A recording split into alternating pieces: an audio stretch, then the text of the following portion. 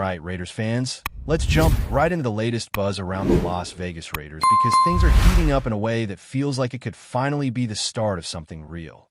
I'm talking about the coaching search, and the name that keeps coming up over and over again is Davis Webb. Now, I want to be clear about something.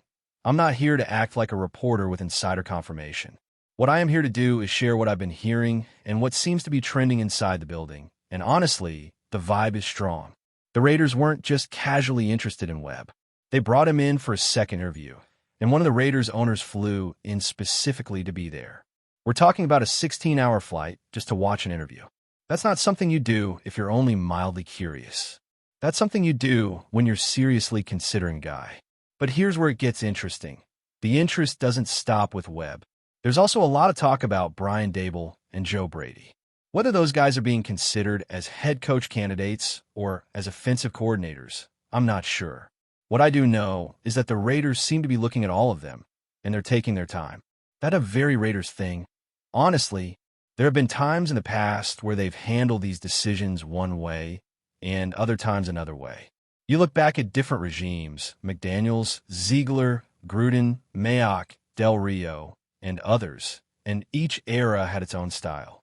And the current situation kind of reminds me of how things played out before.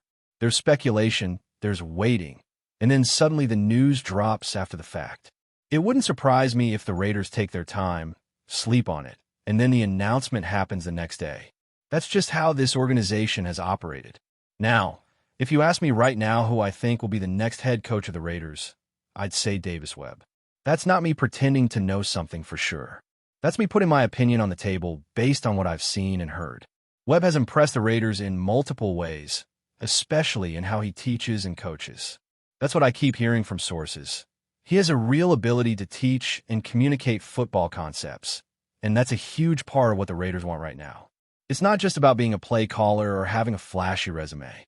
It's about being able to develop players, build a culture, and teach the game at a high level. And let's talk about what the Raiders' leadership values. Mark Davis, John Spanos, Tom Brady. These are people who want a coach who eats, breathes, and sleeps football. They want someone who is all in. That's the kind of coach they've always gravitated toward, and Davis Webb fits that description. Webb comes from a football family. His dad coached for decades, and you can tell that football is in his blood. There's a 2017 article that resurfaced recently, and it paints a clear picture of the kind of person Webb is. Back then, he was still deciding where to transfer from Texas Tech, and he went out of his way to research Cal's program thoroughly. He wasn't interested in the Bay Area lifestyle or fancy dinners. He wanted to know if the environment would help him get into the league. He watched practice, studied the offense, spoke with coaches for hours, and evaluated everything with a very calculated mindset. The article described Webb as having an incredible work ethic, a driven personality, and a motivation that burns at both ends.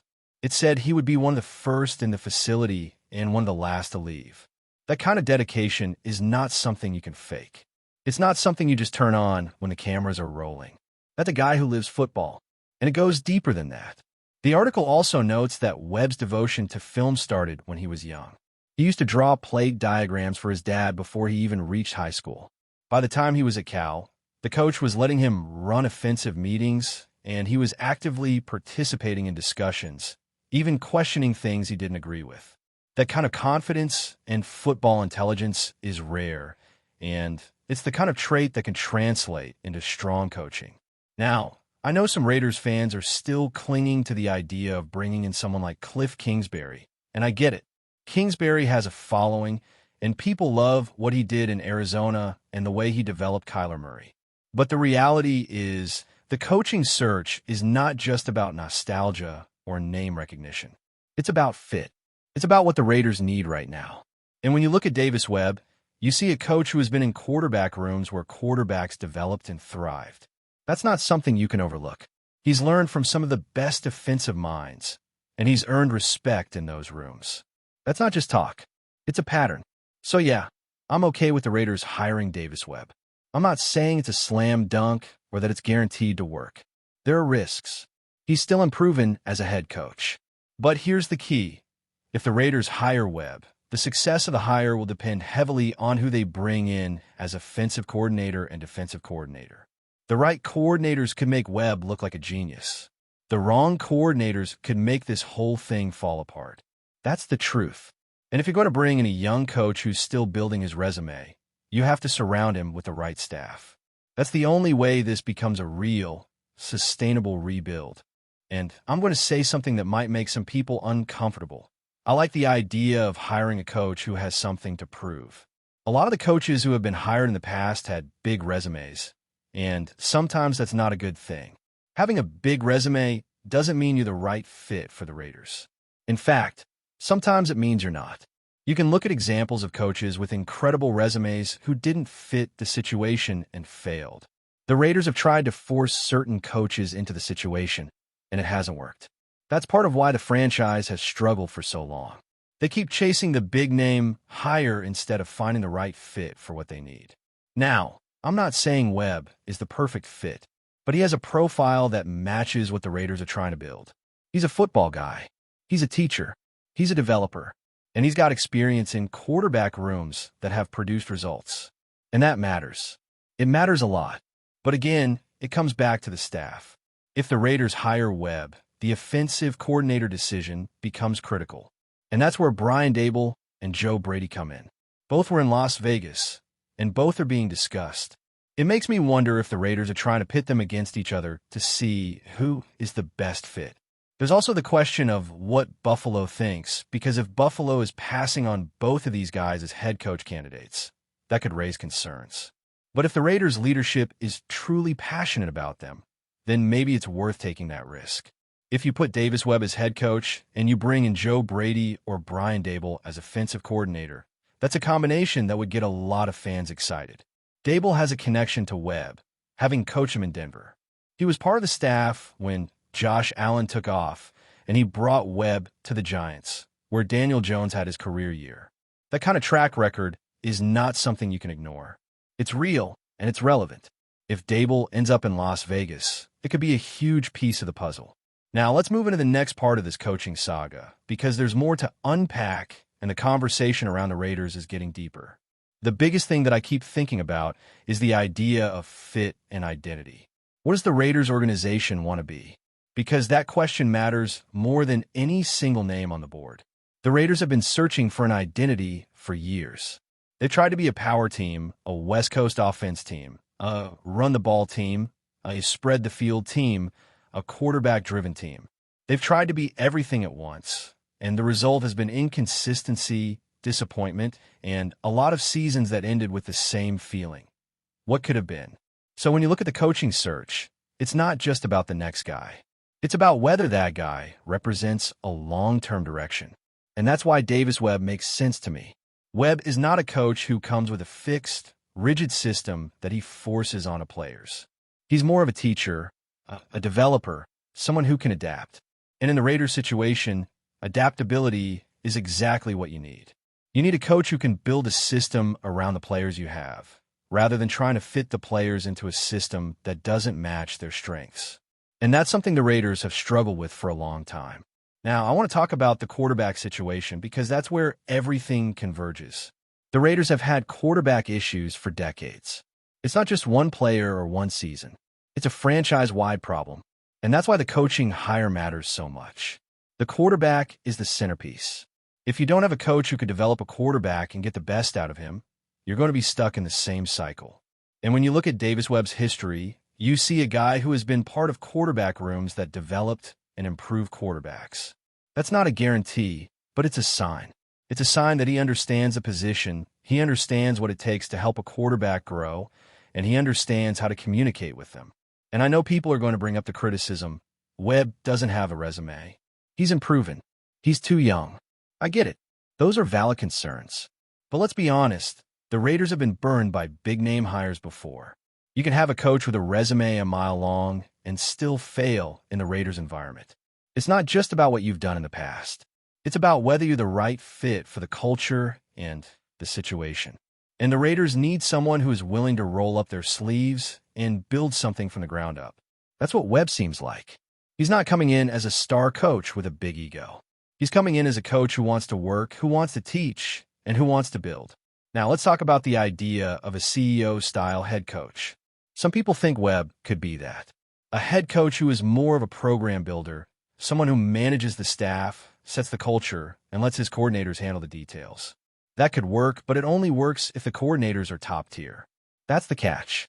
If you're going to hire a young head coach, you better surround him with elite coordinators. That's the difference between a successful hire and a disaster. And that's why the offensive coordinator decision is so critical. If the Raiders land Brian Daboll, that could be the missing piece. Daboll has shown he can build a successful offense and develop quarterbacks. He's been part of some of the best quarterback transformations in recent years. He knows how to structure a quarterback room and get the best out of the players. And if he comes in with Webb, that could be a strong combination. Webb brings the teaching and development. Daboll brings the structure and the play calling. That's a pairing that could work. And then there's Joe Brady. Brady is a wild card. He's a young, offensive mind, and he's been in some high-level situations. But he's also had some ups and downs.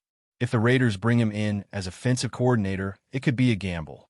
But the Raiders have always been a gamble. That's part of the franchise's identity. They're a risk-taking organization. But the problem is, risk without structure can lead to chaos. So if Brady comes in, he needs to be surrounded by a strong staff and a clear plan. Otherwise, it's going to be another season of what happened. Now, let's shift to the other big name that's been floating around, Cliff Kingsbury. I know. Fans have been talking about him for a while. He's got a style, he's got a brand, and he's known for developing quarterbacks. But the question is, does he fit the Raiders? The answer isn't a simple yes or no. Kingsbury has shown he can coach a quarterback and run an offense. But the Raiders need more than that. They need a culture reset. They need a coach who can build discipline, structure, and accountability. And that's where some fans worry that Kingsbury might fall short. He's a creative offensive mind, but the Raiders need someone who can also bring stability and control. Before we continue, don't forget to subscribe to our channel and give this video a like. Your support helps us keep bringing you the latest updates on our Las Vegas Raiders. And don't be shy. Drop your thoughts on the news in the comments below.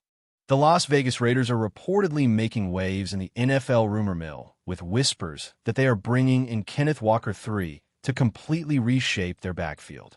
While nothing has been officially confirmed, sources close to the organization suggest that the Raiders are intent on adding a dynamic, game-changing presence to their offense, and Walker could be the key. Known for his explosive speed, vision, and ability to turn seemingly ordinary plays into highlight reel runs, Walker has been on the radar of several teams, but the Raiders' alleged interest hints at a serious commitment to revitalizing their ground game. The speculation around Walker joining the Raiders has sent fans into a frenzy, imagining an offense that suddenly becomes nearly unstoppable on the ground. With a back like him, the Raiders could open up their passing game significantly, forcing defenses to respect both the run and the play action, creating mismatches at every level. Observers are noting that the Raiders' current backfield, while talented, has lacked the kind of singular explosive threat that Walker embodies.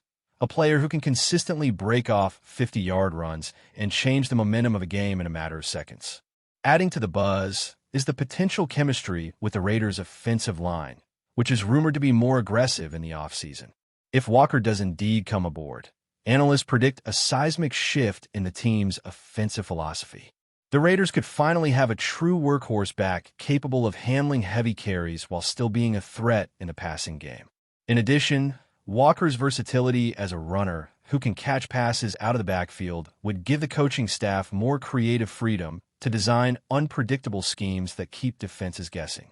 Of course, some skeptics caution that integrating a high-profile running back into an existing system is never without its challenges. Team dynamics, play-calling adjustments, and the need to balance carries among other backs are all factors that could affect how quickly Walker could make an impact.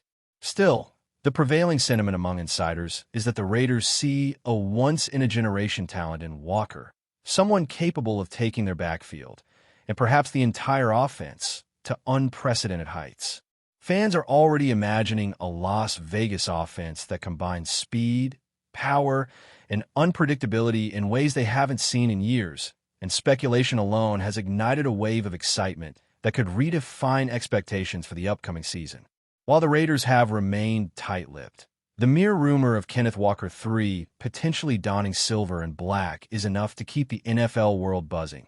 And for fans, it's the kind of speculation that sparks dreams of highlight runs, electrifying touchdowns, and a backfield that could dominate like never before. That's it for this update. If you enjoyed the video and want to stay updated with exclusive news about our Las Vegas Raiders, be sure to subscribe to our channel and hit that like button. We can't wait to hear your thoughts in the comments. See you in the next video.